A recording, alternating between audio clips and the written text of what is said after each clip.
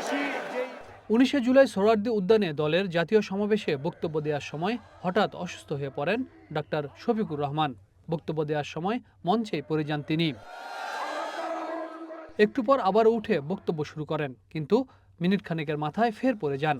এবার মঞ্চে বসেই নেতাকর্মীদের উদ্দেশ্যে চলে জামায়াত আমিরের বক্তব্য। পরে হাসপাতালে নেওয়া হয় তাকে, তবে বড় কোনো জটিলতা নেই বলে জানান চিকিৎসকরা। দিন দশেক পর গেল 30 জুলাই এনজিওগ্রাম করানো হয় জামায়াতের এই শীর্ষ নেতার। এতে হার্টে 4টি ব্লক ধরা পড়ে। দ্রুত বাইপাস সার্জারির পরামর্শ আসে চিকিৎসকদের কাছ থেকে।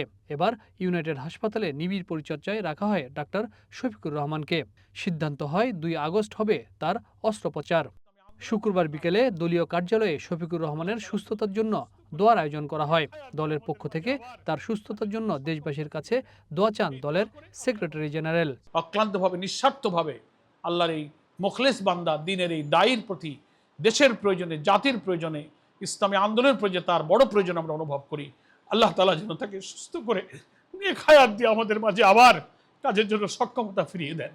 শনিবার হৃদরোগ বিশেষজ্ঞ ডাক্তার জাহাঙ্গীর কবিরের নেতৃত্বে অস্ত্রোপচার হচ্ছে শফিকুর রহমানের।